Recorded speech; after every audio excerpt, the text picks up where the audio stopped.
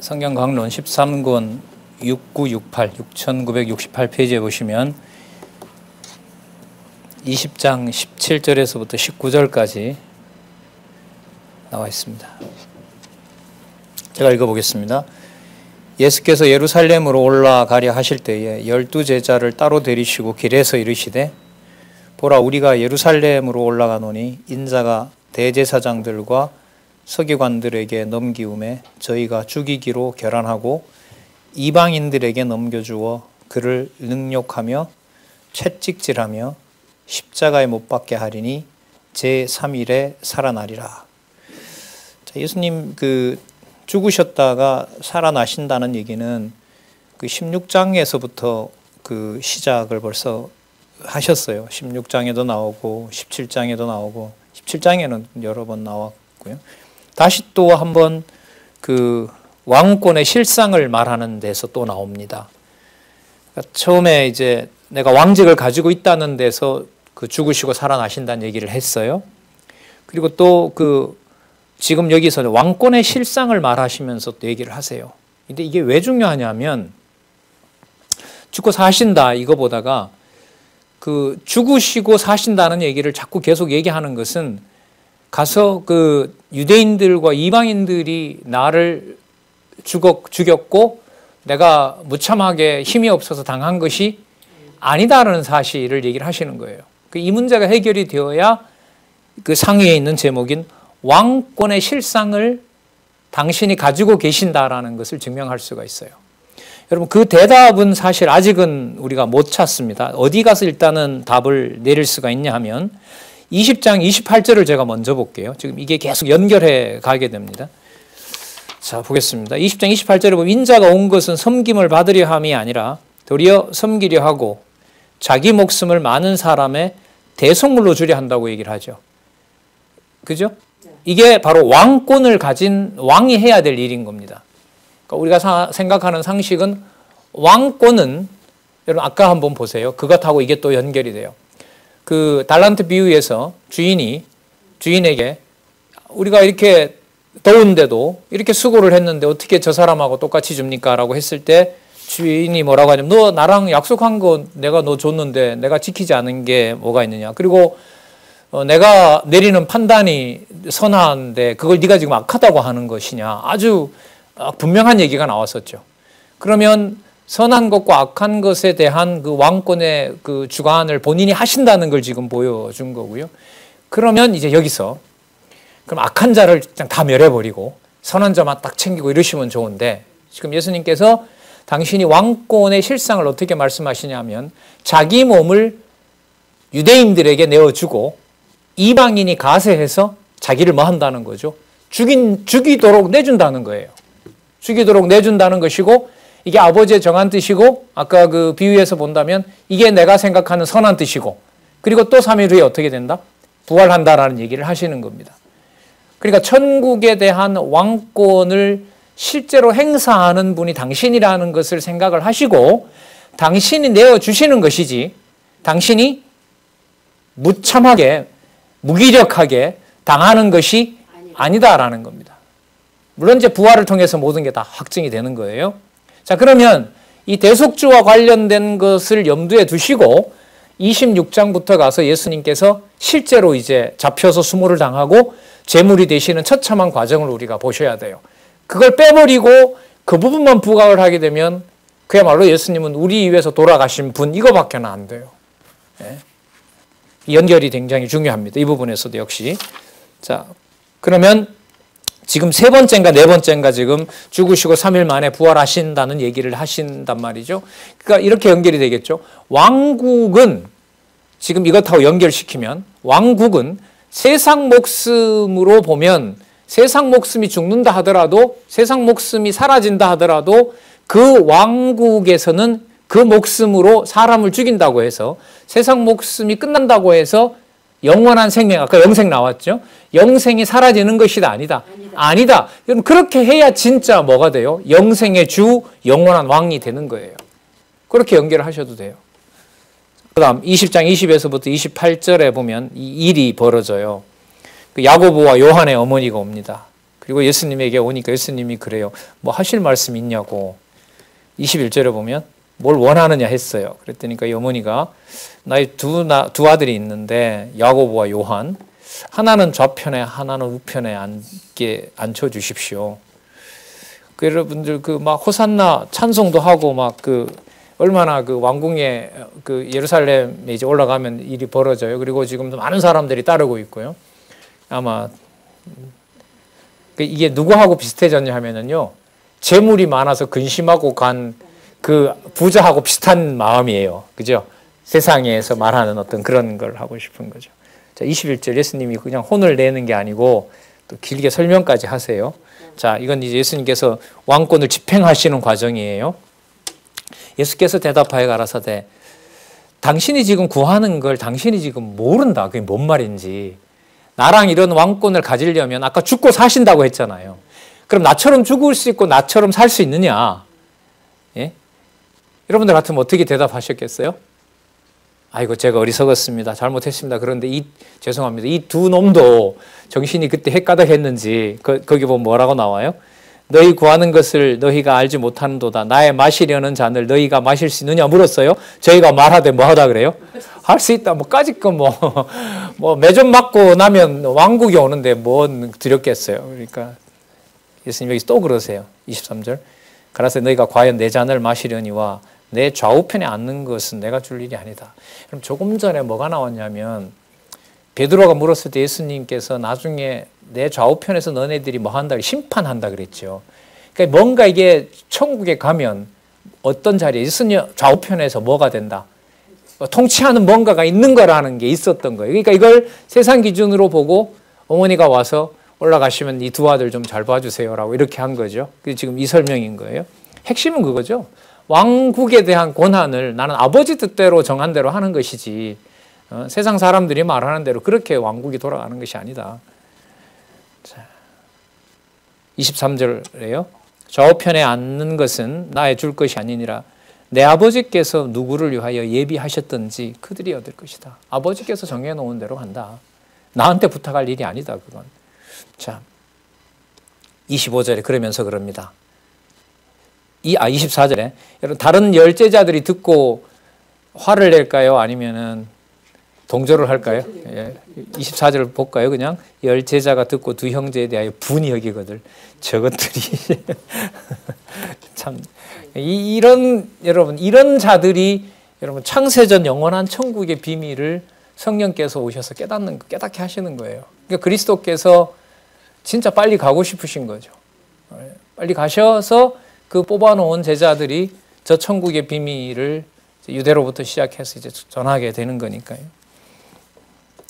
그러면서 이런 약속을 해줍니다. 여러분 아까 뭐라 그랬냐면 예수님께서 내가 마시는 잔을 마셔야 된다 그랬죠. 예, 아까 마시겠다고 하는 잔은 아까 뭐예요? 너들 못 마신다. 그리고 마신다 해도 그걸 아버지께서 정해놓았지 내가 그렇게 줄 수 있는 것이 아니다. 자, 그러면서 예수님이 뭐라고 하시냐면 나중에 여러분 제자들도 성령께서 임했을 때 아까 저 찾아왔던 이 야고보가 제일 먼저 순교하거든요. 그 보장이 되어 있는 거죠. 천국을 위하여 고난받기로 되어 있고 그 형제인 요한은 가장 오래 살아서 아시는 대로 요한계시록까지 기록하는 자들이 돼요. 이 두 아들이 결국은. 자, 어쨌든 보겠습니다. 이들이 어떤 약속을 받는지 25절. 예수께서 제자들을 불러다가 얘기해요. 자, 제자들 오라 그랬어요. 그리고 이방인의 집권자들이 저희를 임의로 주관하고 나는 내 되기를 가는데 내가 갔던 길을 너네들은 이방의 왕들이 너희들을 죽이게 된다. 저희를 주관하고 그 대인들이 고관들이 저희에게 권세를 부리는 줄 너희가 알거니와 너희 중에는 그렇지 아니하고 너희 중에 누구든지 크고자 하는 자는 너희를 뭐 하는 자가 된다? 섬기는 자가 되고 너희 중에 누구든지 으뜸이 되고자 하는 자는 뭐가? 너희 종이 되어야 하리라. 이거 지금 누구 얘기도 포함되는 얘기죠.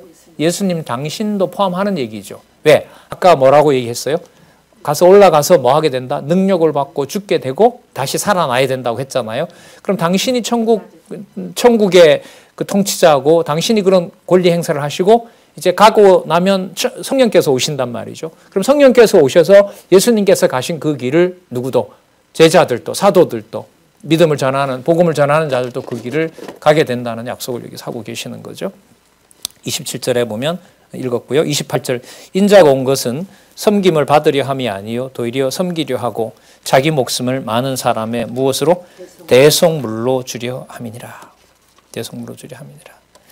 많은 사람을 대속물로 주려 한다라고 하셨는데 여러분 그 다음에 보면 여러분 아까 죽으신다고 얘기하셨죠.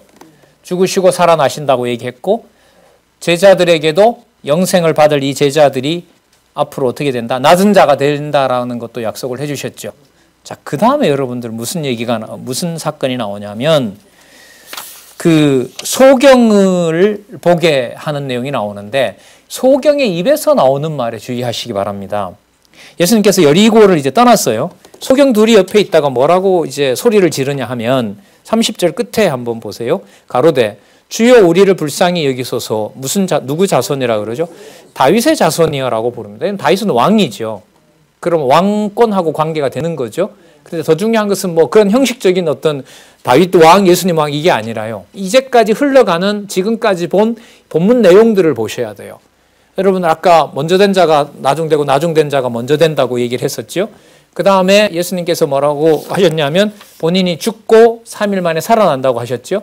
그리고 먼저 되려고 하는 자가 그 어머니가 와서 얘를 먼저 좀 좋은 데 보내주세요 했는데 그거 내 고난 아니고 아버지 정한 대로 하라고 하셨죠. 그러나 제자들도 뭐 하는 자가 된다? 섬기는 자가 된다고 하셨죠. 그럼 이 모든 것을 지금 집행하고 계시는 당신의 고난이 어디에 속한 왕이기 때문에 가능한 거예요? 천국에 속한 왕이기 때문에 가능해요. 그럼 그 천국에 속한 왕을 예수님 오시기 전에 누구를 통하여 보여줬던 거예요? 다윗을 통해서 보여준 거예요. 자, 지금부터 좀 잘 들으시기 바랍니다. 그럼 이 다윗 다음에 다윗이 약속했던 메시아가 오면 시간으로 보면 다윗의 후손이 바로 예수님이 되죠. 근데 지금까지 설명으로 보면 예수님은 다윗의 후손들을 하고 이렇게 타협을 하면서 잘 얘기가 됐어요? 아니면 다른 차원의 얘기를 하셨어요? 그렇죠. 그러면 다윗이 말했던 그 실체인 나라가 땅에 속한 유대인들이 받아들이는 그런 것이 아니라 그걸 그렇죠. 이른바 하늘에 속한 하나님의 나라. 바로 거기에 초점이 맞춰지는 거예요. 그 방향이 지금 그렇게 갑니다. 이후부터.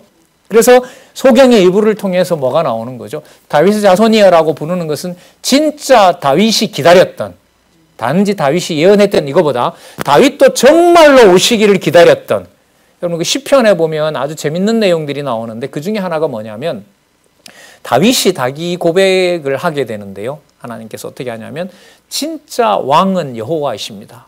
여호와 우리 왕 이런 말을 써요. 왕인 다윗이 장차 오실 왕의 이름을 여호와의 이름으로 씁니다. 그러니까 주의 이름으로 오시는 이여 호산나 찬양하리로다. 요거 그 다음에 나오거든요. 그러니까 다윗이 부르고자 했고 다윗이 보고자 했던 것이 뭐냐면 성전은 물론이고 그 참 성전으로 오실 그리스도에 대해서 다윗은 한 150편 중에 한 반 넘을 거예요. 제가 알기로 7, 80편이 그 형식상으로 이름 없는 거 빼고라도 무명 빼고라도 거의 다윗이 부른 노래인데요. 그 다윗이 부른 노래의 한결같은 내용은 뭡니까? 복 있는 자가 흥하는 거죠. 바로 누구 얘기겠어요? 그리스도 얘기인 거예요. 그리스도 얘기인 거예요. 자, 31절에 또 볼까요? 무리가 꾸짖어 잠잠하라 하되 더욱 소리질러 가로되 주여 우리를 불쌍히 여기소서. 누구의 자손이요? 다윗의 자손이요 라고 얘기를 합니다. 그러면 여러분 이제 이 왕권에 대한 왕위의 직임에 대해서 왕권을 설명하실 때 다윗의 의미는 다윗의 후손 의미가 아니라요. 다윗 왕국까지 지배했던 분 이렇게 생각하시면 돼요. 그러면 예수님의 얘기가 창세전에 계신 당신을 소개한다는 말은 당신이 오시기 전이지만 육신의 몸으로 오시기 전이지만 다윗 왕가를 허락한 주인이 누가 된다는 얘기예요. 예수님 자신이 된다는 거죠. 그러면 어떤 순서로는 안 맞아요? 이 시간 순서로는 안 맞아요. 어디에 가서만 설명이 돼요? 영원적 언약성 지역에만 설명이 되는 거예요. 이게 교회의 비밀이에요. 자녀들의 비밀이고요. 가정교회의 비밀입니다. 분명히 내 자식이죠. 내 배로 낳았고 내가 고통스럽게 낳고 기뻐했던 자녀인데 여기로 올라가는 걸 신약 성경은 이제 서신서에서 밝혀놓거든요. 이 비밀을 밝혀준다는 거죠. 출생의 비밀이 진짜. 33절 예수께서 머물러 서서 저희를 불러 가라사대 너희에게 무엇을 하여 주기를 원하느냐 가로되 주여 우리 눈뜨기를 원하나이다. 예수께서 민망히 여기사 불쌍히 여겼다 이 말입니다. 여러분 이 민망히 여겼다는 걸 그냥 보지 마시고요. 아까 자신을 뭐로 주신다고 그랬죠? 낮아지셔서 대속물로 주신다고 했죠. 맞죠? 그러니까 다윗의 자손으로 오는 분은 백성들의 민망함을, 불쌍함을 뭐 해줘야 돼요? 갚아주셔야 돼요.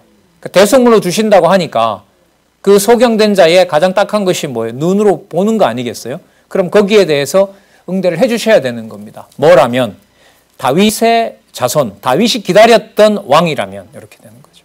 그래서 민망히 여기사 저희 눈을 만지시니 곧 보게 되어 저희가 예수를 쫓으니라. 그러니까 이런 표현 때문에 이런 부분도 좀 이렇게 건들고 가는 거예요. 아, 그 소경된 자가 얼마나 불쌍해. 예수님이 그런 사람을 고쳐주셨지. 이게 아니라는 거예요. 이게 아니고 하나님의 나라를 소개하는 데서 예수님의 어떤 뭐 연민이 들어가는 듯한 민망히 여기사라고 하는 것이 인간적인 차원에서 그런 어떤 얘기가 아니라는 거예요. 예수님의 생각은 항상 아까 그랬죠. 아버지의 뜻대로 되는 일이냐 아니냐. 거기에 모든 걸 걸고 살게 하는 거잖아요. 자, 여러분 그러면 다윗의 자손이 분명하죠. 아까 말씀드린 대로 다윗이 기다렸던 진짜 왕인 거예요. 21장으로 넘어가려고 합니다. 21장에 가면 표적과 비유로서 가르침이라고 나오죠. 6973 한번 가보세요. 6973에 비유와 표적으로 가르치시는데 이게 다 연결이 됩니다. 오늘도 시작하면서 다 연결시켜 왔잖아요. 자, 지금 소경에게 표적으로 다윗 왕의 자손임을 지금 확인해 주셨어요.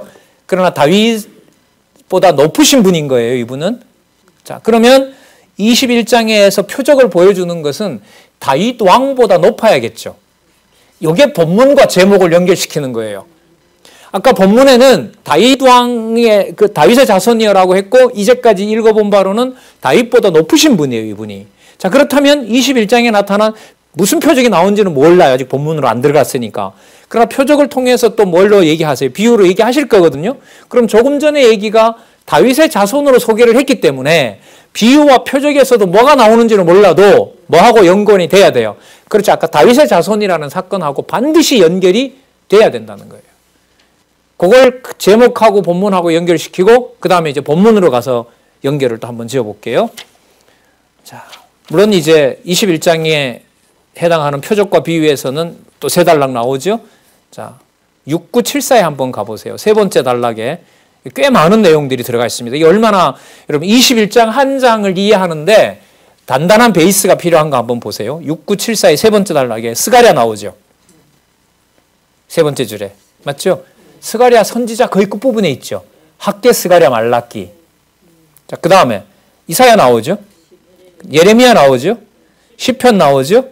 시편 굉장히 많죠. 왜 시편이 많으냐? 예수님께서 지금부터 하시는 말씀의 해석을 본문에서 시편의 근거를 들거든요. 그럼 여러분 내용의 어떤 그 깊이가 있어진다는 말은 결국은 뭐와 뭐를 같이 보는 눈이 커지는 거죠. 구약과 신약을 예수님의 생각으로 아까 가서 접근하면 아버지께서 뭘 정해놨는지 이렇게 되는 거예요.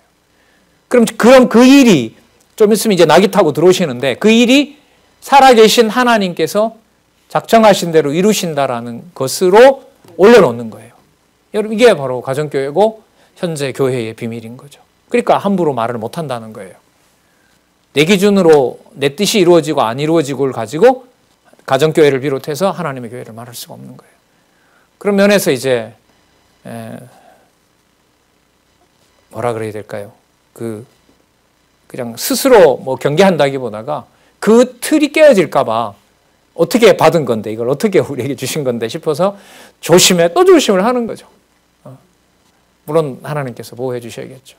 그러면 이제 공부하고 이 말들이 그러니까 이 표현들이 학교에서 배운 것도 아니고 일상생활하면서 들어오는 표현도 아니란 말이죠. 이게 한글이긴 해도 우리말로 번역이 됐긴 하지만은 이 성경에 있는 용어들이 내용도 머릿속에서 연관이 되고 그 핵심적인 개념들도 머릿속에 그 개념 다음에 다른 어떤 개념 이렇게 머릿속에서 이제 그물로 집을 만들듯이 만들게 되면 결국은 만들어지는 집을 여러분 무엇을 밝혀주는 영원적 언약성취, 영원 천국을 보여주는 대로 여러분들의 생각과 제 생각이 그리고 입술로 삶으로 관절과 골수로 그렇게 들어간다는 거죠.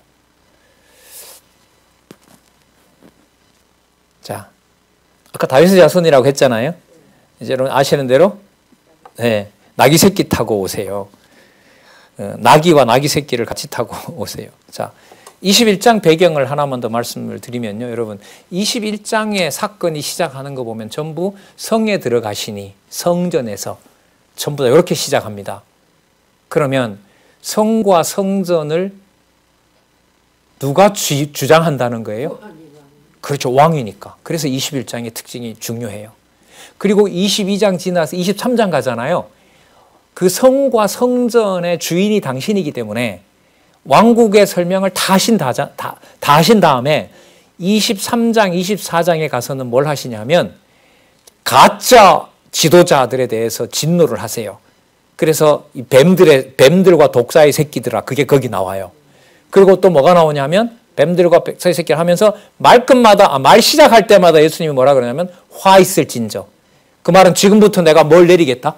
화를 내리겠다. 지금부터 내가 저주를 내리겠다. 너희들한테. 그러면서 뱀들과 독사의 새끼들아. 그게 23장에 나옵니다. 가기 전에 아까 21장에서 뭐라고 20장 끝에 20장에서 다윗 자손이라고 했고 21장에 오면 당신이 정말로 다윗이 기다렸던 누가 맞다? 왕이 맞다는 걸 지금 21장에서 증명을 해주세요.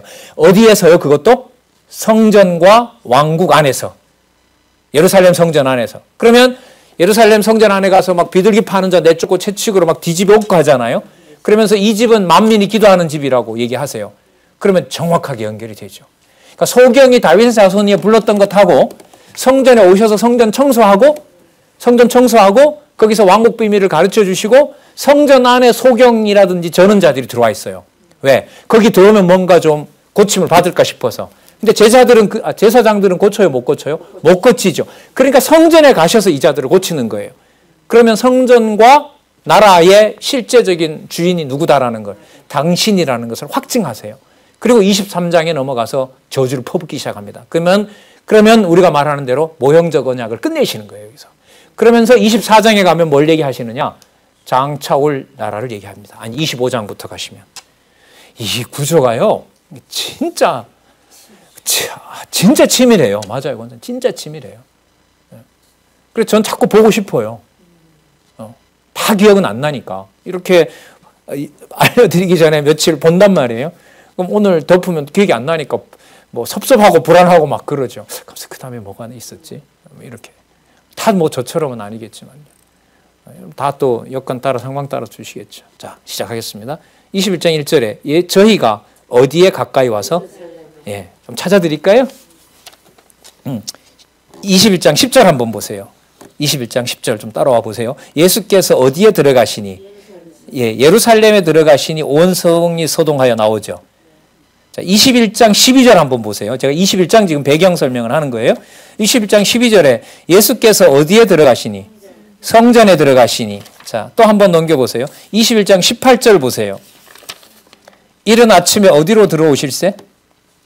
21장 18절 6, 9, 7, 8 18절 이른 아침에 어디로 들어오실세? 성으로 들어오실 때. 자, 오른쪽에 21장 23절에 예수께서 어디에 들어가서? 성전에 들어가서. 자, 이렇게 돼요. 그러면 21장에서 이 성경 본문에는 어디로? 지명 소개를 강조하면서 시작해요. 낱말 앞에다 둔다는 말은 강조하겠다는 거거든요. 왜 강조하느냐? 아까 소경이 뭐라고 부른 것에 이어서 다윗의 자손이여라고 부른 것에 대해서. 그럼 왕은 어디서 통치해야 돼요? 그렇죠. 성에서 통치해야죠. 다윗 왕은 뭐가 학수고대하면서 기다렸던 왕이죠? 성전 짓는 거. 누가 짓죠? 아들이 짓잖아요. 그걸 당신이 오셔서 뭐 하셔야 돼요? 이루시는 거예요. 이게 21장 내용이에요. 그래서 실제로 본문에도 보면 스가랴 내용이나 시편 내용들이 쫙 들어있어요. 그럼 누가 기다리던 걸 이루는 거죠? 우리 조금 오전에 우리 보셨던 시편의 그 다윗의 기도, 교훈과 찬양 기도로 이루고자 했던 메시아임을 확증해 주시는 거예요. 자, 아시는 대로 감람산 벳박에 이르렀는데 예수님이 먼저 얘기했어요. 야, 너 맞은편 마을로 가면 나귀와 나귀 새끼를 가져와라. 근데 나귀만 타고 가면 되지 나귀 새끼도 타라 가져와요. 그러니까 상상을 해보면요, 다리 하나는 이제 어미한테 올리고 요한복음에 가면 그런 표현이 돼요. 다리 하나는 어미 나귀에다가 올리고요. 그리고 다리 하나는 새끼에다가 올리고 이렇게 타고 가시는 거예요. 그러니까 볼 때 여러분들 이게 이 왕의 어떤 그 위엄이나 이런 모습이 아니라 좀 그래요. 좀 그렇죠. 그런데 거기에서 뭔 일이 벌어져요? 옷 벗고 월계수나무 가져오고 바닥에 깔고 호산나 찬송이 터지는 거예요. 그러니까 이 제사장들이 눈이 뒤집어져요. 야, 너가 갈 때 당신이 갈 때 했던 일도 당신 보느냐? 그래, 본다. 야, 구약에 어린아이들의 입을 통해서 성취했다는 말 니 못 읽어봤냐? 그러니까 도저히 누가 할 수가 없어요. 천국은. 그렇죠. 이 대제사장들의 이 모세의 법만 가지고 하던 이 사람들은 아예 가리기로 작정하신 거예요. 볼 수가 없어요. 자, 보겠습니다. 나귀와 나귀 새끼를 가져오는데 그 사람들이 왜 그러냐 그러면 3절에 만일 누가 무슨 말 하면 주가 쓰시겠다고 해라. 이걸 목회자들이 많이 인용하지요. 부흥회 때. 집사님 내세요. 장로님 내셔야 됩니다. 주가 쓰시겠다. 자기가 그럼 주인가? 이거 진짜 악용 많이 된 구절이죠. 이것도. 전혀 그런 얘기 아니죠? 네, 우리 지금 보고 있지만 4절 이는 선지자로 하신 말씀을 이루려 하심이라 시온에 따르게 이르기를 내 왕이 내게 임하나니. 자, 왕이 왔을 때는 그가 겸손하여 나귀 곧 멍에 매는 짐승의 새끼를 탔도다 하니라. 새끼를 탔다고 하죠. 근데 또 요한복음에 보면 뭐 닭 또 어미도 탔다 뭐 이런 말도 나오는데 어쨌든 구약 성경에 이 내용을 이루시는 겁니다. 제자들이 가서 예수의 명하신 대로 하여 나귀와 나귀 새끼를 끌고 와서 자기들의 겉옷을 그 위에 얹음에 예수께서 그 위에 탔으니까요. 나귀도 타고 나귀 새끼 타신 거예요. 무리의 대부분은 그 겉옷을 길에 펴며 다른 이는 나무가지를 베어 길에 펴고, 자 9절부터 보세요. 앞에서 가고 뒤에서 따르는 무리가 소리질을 가로되. 자, 이게 세 가지 사건이 나옵니다. 첫 번째, 호산나 누구의 자손이요? 다윗의 자손이요. 여러분, 호산나라는 말은요, 이게 이제 히브리어인데요. 우리가 비옵나니 이런 뜻이에요. 우리가 비옵나니 우리를 구원해 주세요 이 말이에요. 구원해 줘 이렇게 얘기하는데 다 풀면은 그렇게 돼요. 우리가 비옵나니 우리를 구원해 주십시오. 그 뒤에 호산나 설명이 돼 있죠. 네. 자, 구원해 주십시오. 우리가 구하옵나니 우리를 구원해 주십시오. 다윗의 자손이 이렇게 됩니다. 그럼 누가 불렀던가 똑같아요? 아까 소경된 자가 누구의 자손이라고 아까 고래고래 소름을. 그럼 여기도 맞잖아요. 호산나 우리를 구원해 주십시오. 다윗의 자손이요. 맞죠? 그리고 예수님은 아까 뭐라고 말씀하셨냐면 내가 뭘 주려 한다? 내가 너희들에게 뭘 주려 하느라 내 몸을 대속물로 준다고 했잖아요. 그럼 대속물로 준다는 말은 당신이 뭐 한다는 거예요? 구속해주는 주인이 된다는 거잖아요. 그러니까 그 말 다음에 뭐가 나와요? 예수님께서 대속물이 되신다고 했으니까 주세요 그러면. 호산나 다윗의 자손이요. 왜요? 호산나라는 말이 무슨 뜻이니까? 구원해 주세요. 왜? 아까 당신이 뭐라고 말씀하셨으니까? 대속주리라고 하셨으니까. 대속물 준다고 하셨으니까 주세요. 이렇게 되는 거예요. 호산나 이렇게 하는 거예요. 호산나 구원해 주세요. 우리가 비옵니다. 누구요? 다윗의 자손이요. 그러면 이렇게 풀면 되겠죠. 다윗의 자손이라면 대속물로 오셔서 당신이 우리를 뭐 해주시는 것이다? 구해주는 것이다. 여러분 여기에서 누구 이름이 성취되죠? 예수라는 이름이 성취돼요. 예수님 이름의 뜻이 뭐죠? 1장 21절에 너무 멀리 와서 기억이 안 나시나요? 자기 백성을 저희 죄로부터 구원할 자, 그가 바로 예수니라. 요 말이에요. 호산나 다윗의 자손이여라는 말이 1장 21절에 천사가 부를 때 했던 그 말이에요. 그 이름을 예수라 하라. 그가 자기 백성의 죄로부터 그들을 구원할 자신이라. 요게 요 말입니다. 자, 그 다음 두 번째, 찬송하리로다 주의 이름으로 오시는 이여. 이렇게 말합니다. 찬송하리로다 무엇을? 주는 이때 여호와입니다. 여호와의 이름으로 오시는 이여. 여호와의 이름으로 이 땅에 오신 분이에요. 누가요? 다윗의 자손으로 오셔서, 예, 그렇죠. 천국의 실상을 여기에서 왕권을 또 왕국을 성취하실 분. 자, 그 다음에는요, 이 번역을 잠시 제가 좀 찾아왔는데 이 번역이 좀 맞는 것 같아요. 가장 높은 곳에서 호산나 하잖아요. 그것을요, 여러분, 사람으로 고치겠습니다.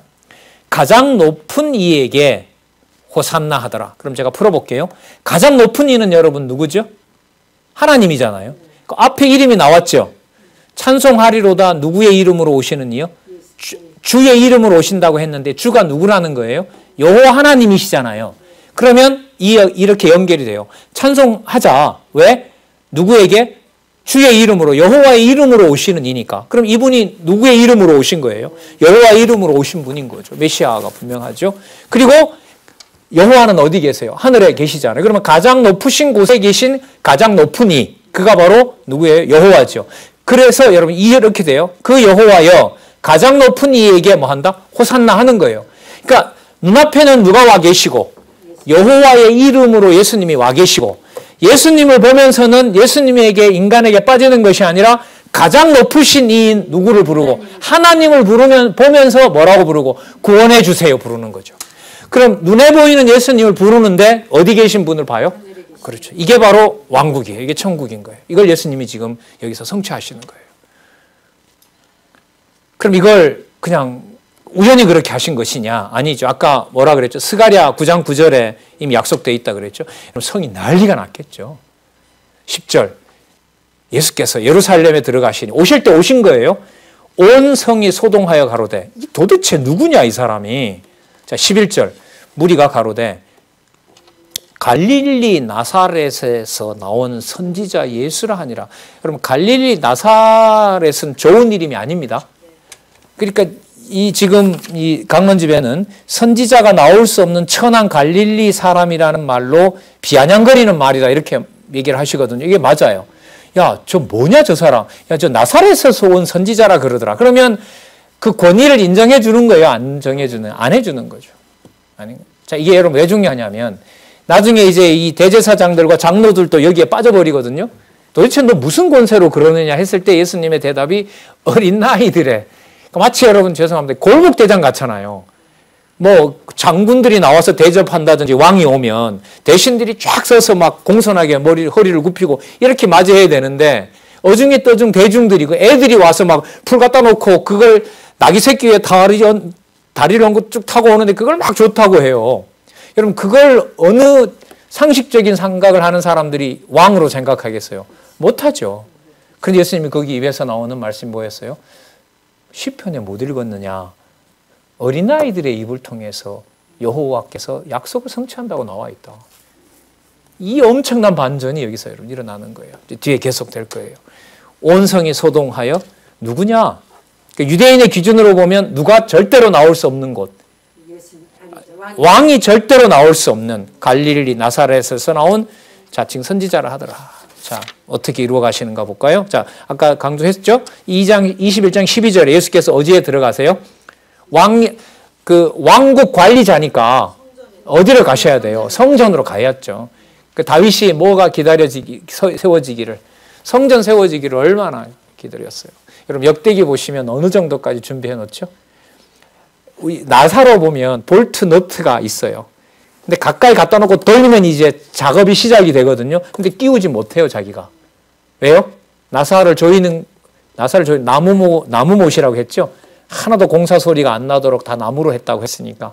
근데 나무를 꽂아놓고 다른 건물의 다른 나무의 어떤 제목들하고 연결을 못 시켜요. 그건 다윗이 하면 안 돼요. 그건 누가 해야 돼요? 솔로몬이 해야 돼요. 그러면서 다윗은 그 자기가 모아놨던 모든 제목들을 머릿속에서 설계도를 그리는 거예요. 저건 다 할 거 아니에요. 저건 주춧돌, 저거는 가지, 저거는 성전 안에 있는 거 다 머릿속에 있는 거예요. 그러면 그걸 어떻게 해요? 머릿속에 지어요. 아마 시편 여기까지 안 나가셨을 거예요. 뒤에 가면 나와요. 머릿속에 그걸 딱 설계도를 그리고 그 속에 들어가서 자신이 뭘 하는 왕으로서 진짜 왕인 누구에게 여호와께 그 제사 드리는 걸 상상하면서 노래를 지어요. 그럼 여러분 누가 오실 것을 확신하고 부른 거겠어요? 나는 어디까지는 아닌데 여기 와서 참 성전을 지을 메시아가 오셔서 할 텐데. 그러면서 다윗이 부른 노래 아니겠어요? 자, 그러니까 왕은 당연히 뭘 하셔야 돼요? 성전 관리를 하셔야 돼요. 자, 여기서 여러분 이제까지 우리가 공부했던 선지서의 파워를 말씀을 드릴게요. 여러분 학계 스가랴 아니다. 죄송합니다. 열왕기 끝나고 역대기 끝나고 에스라, 니에미야, 에스더 공부하셨죠. 에스라, 니에미야, 에스더에 보면 특히 다 맞습니다. 에스라, 니에미야, 에스더에 보면 고레스부터 시작해서 아닥사스다 왕까지 150여 년 동안의 페르시아 왕들이 누구 일을 하고 있어요? 그렇죠. 고레스 왕이 뭘 허락합니까? 예루살렘 성전 지으라고 했죠. 그리고 와서 방해 공작이 있었는데 어떻게 합니까? 아닥사스다 왕이 다시 허락을 하죠. 그리고 백성은 누가 보호합니까? 아하수에로 왕이 에스더를 통해서 보호하죠. 그 기간이 여러분 한 110년 되거든요. 150년 안 되고 하여튼 100여 년이 넘어요. 그러면 100여 년 넘는 동안 바벨론은 100년도 안 갑니다. 아니 페르시아 제국은 100년도 안 가. 70년밖에 안 되거든요. 근데 돌아가라고 했을 때부터 나중에 성전 제사가 이루어지는 424년까지. 그러니까 536년에 돌아와서 424년인가 제사를 완성할 때까지 100여 년 동안 어느 나라가 안 도와주면 못했어요. 그때 페르시아가 안 도와주면 못했어요. 현상적으로. 그러면 페르시아 왕이 도와서 뭘 했다 그랬죠. 그때 성전 재건하고 또 성전 제물까지 다 공급해서 그 나라가 전부 메시아의 여호와 이름을 부르도록 했고, 에스더에 보면 몇 도에 있는 127도에 있는 모든 나라가 어디를 향하여? 예루살렘을 향하여 누구의 이름을 부르도록? 그렇죠. 여호와 이름을 부르도록 한 겁니다. 이게 여러분 역사서 후반부고, 그 일을 선지서에 가서 딱 반으로 나누어서 때리고 싸매고 뽑고 심고 흙고 모으고 멸하고 세우고 패망시키고 회복시키는, 패망과 회복, 그런 구조로 여러분 되어 있는 거예요. 그래서 제가 이 복음서를 이렇게 할 때마다 제가 이 부분 화요 공개 강좌하고 이번에 이제 두 번째인데, 제가 이번엔 진도를 그렇게 많이는 안 나가요. 이제 왜 그러냐 하면 선지서를 우리가 한 130여 시간 했잖아요. 그 구절마다 사건마다 전부 누가 뭘 하실, 장차 오실 메시아가 와서 뭘 세우고 왕국을 회복하고, 왕국을 회복하면 반드시 뭐가 들어오게 돼요? 성전으로 가야만 돼요. 그게 여러분 압축되어 있고 진짜 모여 있는 데가 여러분 21장이에요. 이게 마태복음. 자, 계속해서 보겠습니다. 예수께서 성전에 들어가서 성전 안에 매매하는 모든 자를 내어 쫓으시며 돈 바꾸는 자들의 상과 비둘기 파는 자들의 의자를 둘러엎으시고 저희에게 이르신데, 기록된 바라는 말은 언약대로 성취하신다는 말이죠. 내 집은 뭐 하는 집이다? 기도하는 집이라. 더 정확하게는 이게 구약의 이사야 56장 7절에 보면 만민이 기도하는 집이라 그러죠. 내 집은 뭐 하는 집이다? 기도하는 집이다. 여러분, 기도한다는 말은 여러분들 아까 무슨 낱말하고 관계가 되냐 하면 호산나라는 말하고 관계가 됩니다. 호산나의 뜻이 뭐라 그랬죠? 우리 주여 우리를 구원하소서, 이런 거거든요. 우리가 비옵나니, 정확한 히브리어를 제가 찾아봤는데요. 이런 뜻입니다. 우리가 비옵나니 우리를 구원하소서. 그러니까 무슨 낱말하고 맞아요? 예수님 이름하고 맞아요. 이게 예수님 이름이 뭐라 그랬습니까? 저희 죄로부터 구원할 자잖아요. 호산나라는 게 무슨 기도라 그랬죠? 우리가 비옵나니 우리를 구해주세요라는 거 아니에요? 그러면 예수님이 가셔서 또 뭐라 그래요? 이 성전은 뭐 하는 집이다? 기도하는 집이다. 어떤 기도하는 집이에요? 호산나 기도하는 집인 거예요. 그 호산나에 이루는 걸 누가 이루세요? 호산나를? 자기 백성을 구원하실 예수님이 이루시는 거예요. 그래서 내 집은 기도하는 집이다. 호산나, 예수, 여호와, 이 낱말들이 전부 어떤 의미예요? 같은 의미인 거예요. 같은 의미인 거예요. 자, 더 들어가 보겠습니다. 강도의 소굴로 만들었다고 예수님 막 책망하시면서 14장, 소경과 저는 자들이 성전에서 예수께 나옴에 고쳐주니, 성전에 있다가 제사장들이나 유대인들에게 안 가고 누가 와요? 예수님에게로 나오죠. 왜? 이분이 진짜 누구니까? 구원해 줄 왕이니까. 거기서 예수님께서 고치세요. 그럼 여러분, 아까 그 다윗의 자손이여라고 불렀던 것은 바깥에서 진짜 이분이 다윗의 왕으로 왔다는 걸 증명한 거고요. 그렇게 부르기만 하면 안 되잖아요. 실제로 어디에 와서? 성전 안에 들어와서 당신이 왕인 걸 다 고쳐주셔야 되잖아요. 좀 더 볼까요? 여러분, 나중에 계시록에 가잖아요. 그럼 계시록 끝날 때 뭐라고 하냐면, 이미 목숨을, 생명을, 복음을 위해서 버린 순교자들이나 순교자들과 함께 했던 자들에게 요한계시록에 보면 뭐라고 하냐, 더 이상 뭐가 없고 울음이 없고 더 이상 핍박이 없는 곳에서 쉬라고 얘기를 하신단 말이죠. 예, 그러니까 거기에는 전음자도 없어야 돼요. 모든 게 다 회복이 돼야 돼요. 성전과 이 국가 내에서는, 천국에서는. 그걸 예수님께서 들어가셔서 여기서 이루시는 거예요. 그러니까 들어가서 보니까 불쌍한 사람이 있기 때문에 이렇게 하는 게 아니에요. 이게 전부 하나하나가 다 이미 예고가 됐었고 이미 약속된 바들을 이루어 나가시는 거라고 보시면 돼요. 자, 소경과 저는 자들을 성전에서 예수께 나오며 고쳐주시니, 대제사장들과 서기관들이 예수가 하시는 이상한 일, 신기한 일인 거죠.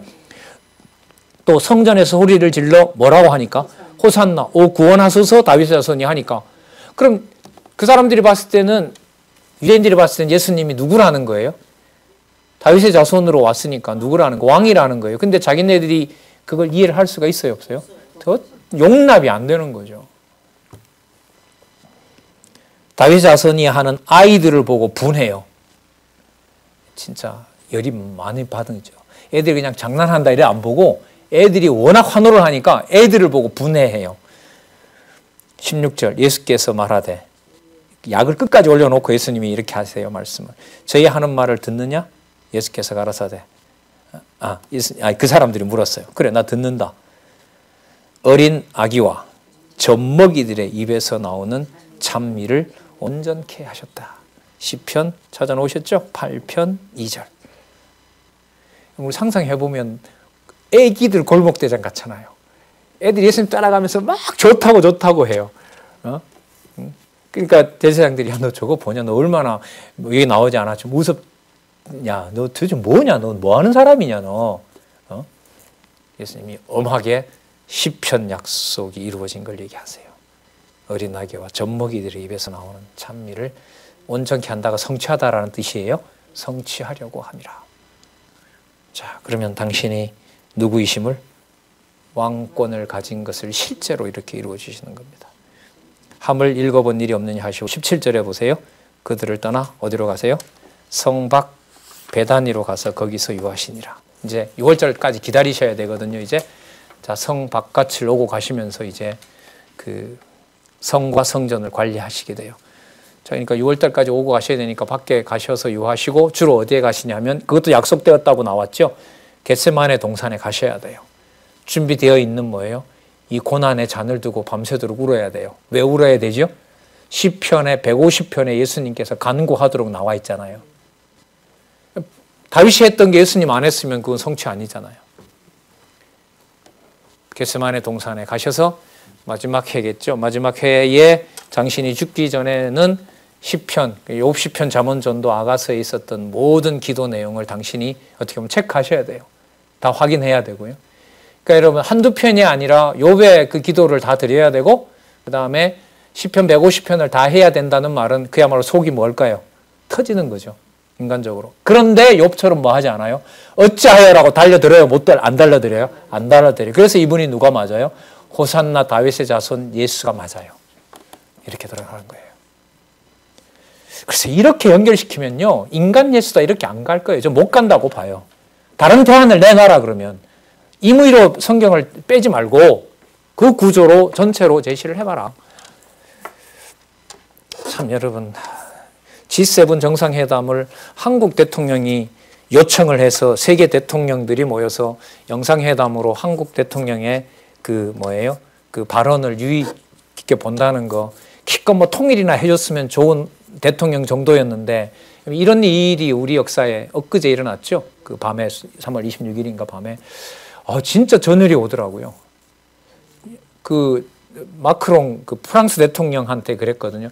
G7 정상회담을 열어서 우리 얘기를 좀 들어주셔야 될 것 같습니다. 도움이 좀 많이 될 겁니다라고 했거든요. 그러니까 마크롱이 전화 다 돌린 거죠. 열 몇 개 국에다가. 당연히 들어야지 하고 모인 게 그저께 밤 9시인가 그랬었어요. 듣고 하고 또 자존심 상한지 또 미국 대통령은 우리 게 더 좋다 또 이야기 또 하는데 날짜 그 사람은 더 올라가고 이게 뭐라 그럴까요? 많은 사람들이 그러잖아요. 이 난국이 지났을 때 한국의 지위가 뭘까? 하나님. 근데 여러분 지위라는 게 뭐 세상 상식으로 한국의 어떤 국격 올라가는 데가 있는 게 아니잖아요. 우리는 이미 87년부터 지금 30 몇 년 동안 세계에도 없는 여러분 이 저자한테 제가 가끔 그렇게 말씀드린다 했죠. 신학교를 10년 넘게 다닌 게 참 감사하다고. 왜냐하면 여러분 신학교에 다녔던 어떤 내용들이나 그런 것들이 여러분 성경에서 풀어나가야 되는데 무슨 문제가 신학교에 있는지 모르잖아요. 그럼 가서 뭐예요? 들어봐야 알죠. 들어봐야 알죠. 그래서 진보주의 신학부터 오순절까지 용문상까지 다 신학 그러면 뭐 어떻게 보면 그 이단들이죠. 그런 데까지 들어가셔서 다 보시고 마지막에 사동당 총신하면서 보수주의가 안 되는 거 해결할 수 없는 거 결국 성경이었다고 확인을 하고 여러분들 보시는 성경 신학이 정립되지 않았습니까? 예. 얼마나 분명하게. 여러분 요즘 우리 방송실에서 이렇게 제가 얘기하면 밑에 자막 넣는 거 지금 하고 있거든요. 여러분 자막 넣어서 되면 뭔 일이 벌어지냐면요. 외국어 번역 링크에다가 걸어버리면 박 강사가 이렇게 하게 되잖아요. 한국 자막이 들어가면 전 나라 언어로 다 번역이 돼요. 제가 장로님 시연하신다는 자료를 받고 이렇게 빨라지나? 그런 시대가 임박해 오는 거예요. 여러분 잘 아시겠지만 한국말을 안 들으면 안 되는 시대가 돼버렸잖아요. 세계가. 함부로 욕할 수도 없는 나라고요. 모르겠습니다. 어쨌든 좀 샜죠. 돌아오겠습니다. 그들을 떠나 성 밖으로 베다니에 가서 거기서 유하시니라. 그 다음이 여러분 조금 난제입니다. 여러분 그 다음에 여러분 잘 아시는 대로 여러분 잎사귀만 있는 무화과 나무 저주하는 게 여기 왜 나올까요? 그렇죠. 이런 게 이제 이 성경 신학에서만 해결해 가는 문제예요. 일단 제목을 잡으셔야 돼요. 21장 제목이 뭐냐 하면 표적과 비유로서 가르치시는데 20장과 21장의 제목을 확인하셔야 돼요. 무슨 실상? 왕권의 실상. 이게 저는 이제 본문 이어가는 키인 거예요, 저한테는. 그러니까 본문 이해가 20장, 21장 전부 다 봐야 이게 해결이 되지. 이것만 갖고는 해결이 안 되는 거예요. 안 되는 거예요. 그래서 늘 말씀드리잖아요. 6978, 6978페이지인데 본문은 떨어뜨려 놓고 그 다음 6979페이지 말이 돼요, 안 돼요? 안 되잖아요. 그 페이지가 붙어 있는다는 게 연결이 된다는 건데. 자, 그럼 한번 들어가서 보도록 할게요. 예수님께서 성으로 나오셨다가 성으로 들어가세요. 자, 여기서부터 시작이 됩니다. 성으로 들어가셔서 또 성전의 일을 관리하시는 것은 누구이시기 때문에 그러시는 거죠? 왕이기 때문에 그러시는 거예요. 근데 들어가는 길에 표적 하나를 딱 여기서 준비해 놓고 계신 거예요. 표적을. 그러니까 초점을 무화과 나무에 나무가 시들었다, 열매가 없다, 여기다 두시면 안 돼요. 그래서 제목이 아까 중요한 거예요. 무엇의 실상? 왕권의 실상. 이게 엄청 중요한 거예요. 왕권의 실상. 자, 그러면 계속 해보겠습니다. 말씀드려볼게요. 자, 아시는 대로 잎사귀밖에 없어요.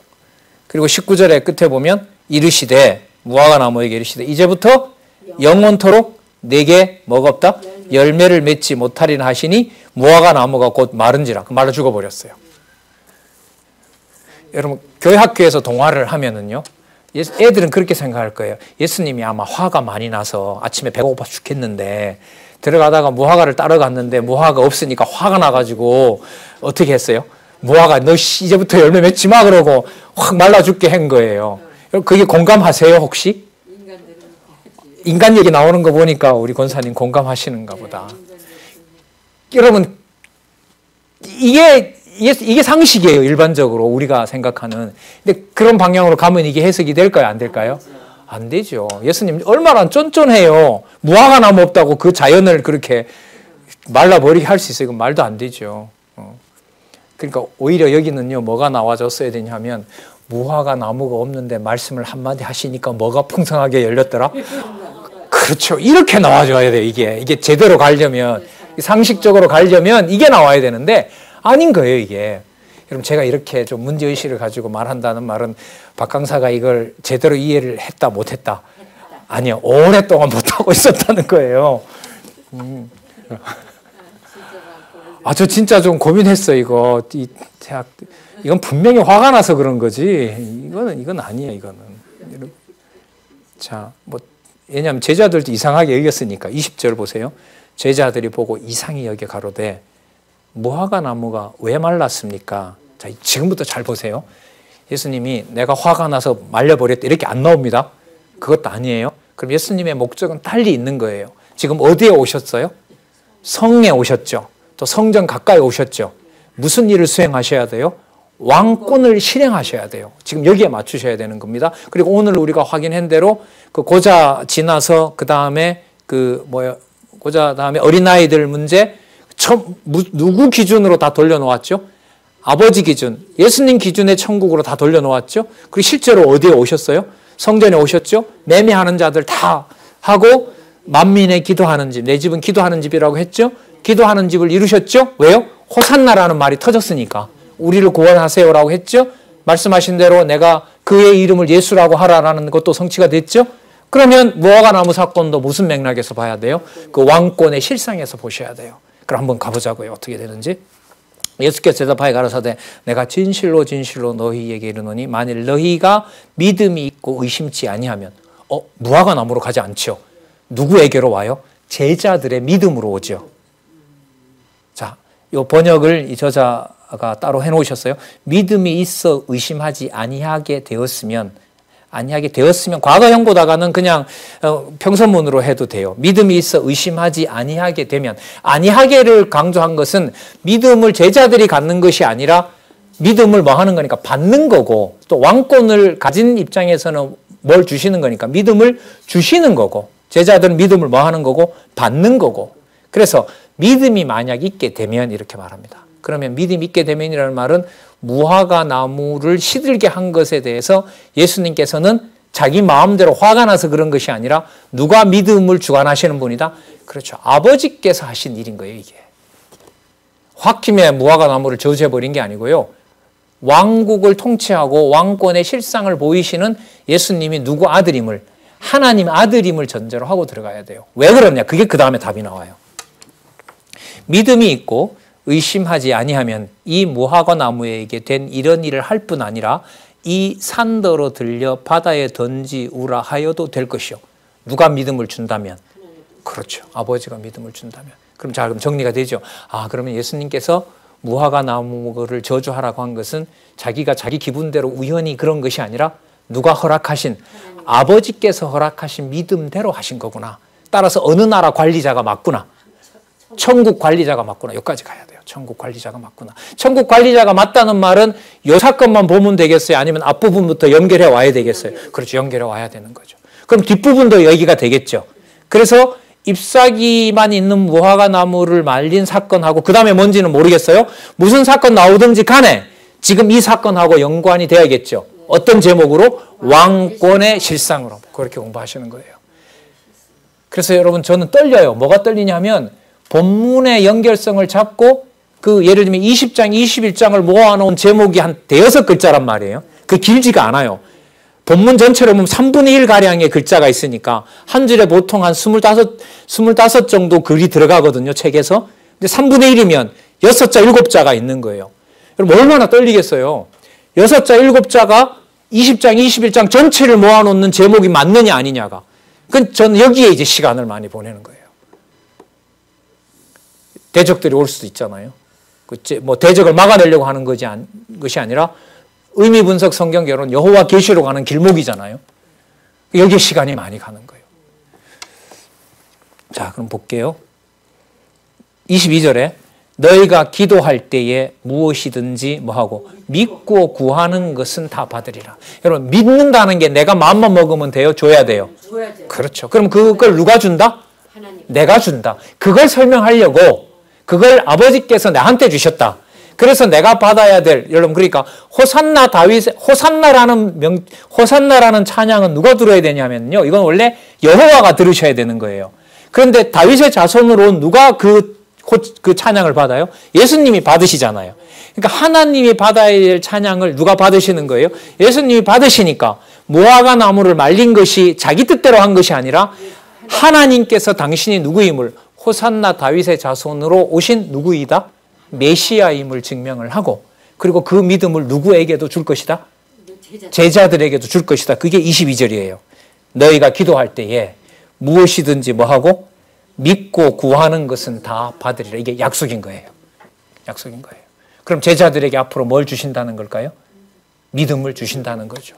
뭐 하신 것처럼 내가 무화과 나무를 즉시 그 자리에서 저주해서 없애버린 것처럼 너희들도 하나님에게 구하게 되면 하나님께서 이루어 주실 것을 너희들에게도 줄 것이다. 따라서 내가 누구다? 왕이고 그 왕국을 소개하는 자고 왕권을 행사하는 자다. 그럼 그 다음에 예수님께서 이제 가는 길이었으니까 이제 어디 올라가실까요? 성전으로 들어가시겠죠. 무슨 일을 또 하시겠죠. 안 읽어봤지만 짐작이 되죠. 뭐와 연결되는? 왕권과 관련되는 뭔가를 하실 거라고요. 그리고 그런 낱말이 나올까요? 안 나올까요? 나오겠죠. 지금까지 바로 이해해 왔다면. 그러면서 그 다음 내용이 저는 궁금해져요. 그래서 성경 공부를 하고 싶어요. 지금도. 그 누가 그래요. 너야 시간이 많으니까. 그런데 그 말 하면 참 죄송해요. 그래서 제가 열심히 연구해서 좀 이렇게 공부해서 안내를 해드리려고 하는 거예요. 예. 예. 그 다음 내용은 저도 궁금해요. 예. 오늘 여기까지 아니 54분이나 지났어요. 권사님. 자, 가셔서 확인하시고요. 다음 주에도 만약에 이런 방식이라면 2시간 하겠습니다. 예. 더 장기전으로 가고 막 7월, 8월 넘어가면 또 늘려야죠. 한 3시간 하든가 뭐. 기도하겠습니다. 하나님 아버지, 도저히 우리 판단으로 접근할 수 없는 진리의 말씀을 무한한 은혜로 허락해 주심을 감사합니다.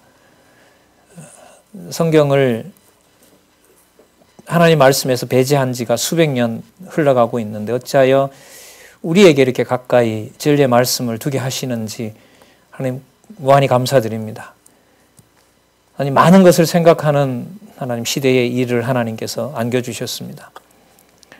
하나님의 사랑하는 교회, 어려운 상황일수록 가정교회부터 더 사랑할 수 있도록 하나님 우리 마음을 자비의 마음으로 채워주시고 또 이런 기회를 통해서 진리의 말씀 듣고자 하는 자들에게도 하나님 순수하고 깨끗하게 이 말씀 전해질 수 있도록 하나님께서 길을 열어주시기를 간절히 소원합니다. 다시 한번 하나님의 말씀 들을 수 있는 하나님 자녀된 것 깊이 감사드립니다. 예수님의 이름으로 기도드렸습니다. 아멘.